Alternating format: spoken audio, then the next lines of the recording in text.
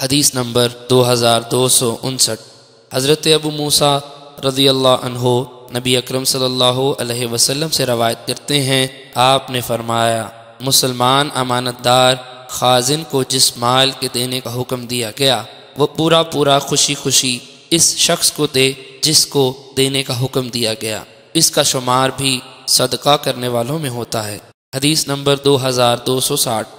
حضرت عائشہ رضی اللہ عنہا سے مروی ہے، فرماتی ہیں رسول اکرم صلی اللہ علیہ وسلم نے فرمایا، جب عورت اپنے گھر کے کھانے سے اس کو خراب کرنے کے بغیر خرچ کرے تو اسے اس خرچ کرنے کا ثواب ملے گا اور اس کے خاوند کو اس کے کمانے کا ثواب ہوگا، اور خازن کو بھی اتنا ہی اجر ملے گا، اس سے دوسرے کا اجر کم نہیں ہوگا۔ حدیث نمبر 2261۔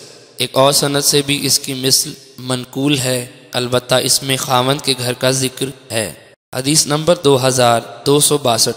ایک اور سند سے حضرت عائشہ رضی اللہ عنہا سے مروی ہے، فرماتے ہیں رسول اکرم صلی اللہ علیہ وسلم نے فرمایا، جب اپنے خاوند کے گھر سے خرچ کرے اور اسے خراب کرنے والی نہ ہو تو اسے اس کا ثواب ہوگا اور اس کے خاوند کو اسی قدر کمانے کا ثواب ہوگا، اور عورت کو خرچ کرنے کی وجہ سے اجر ملے گا، اور خازن کے لیے بھی اسی کی مثل ہے، اور ان میں سے کسی کو ثواب میں کمی نہ ہو۔ حدیث نمبر 2263۔ ایک اور سند سے بھی اس کی مثل مروی ہے۔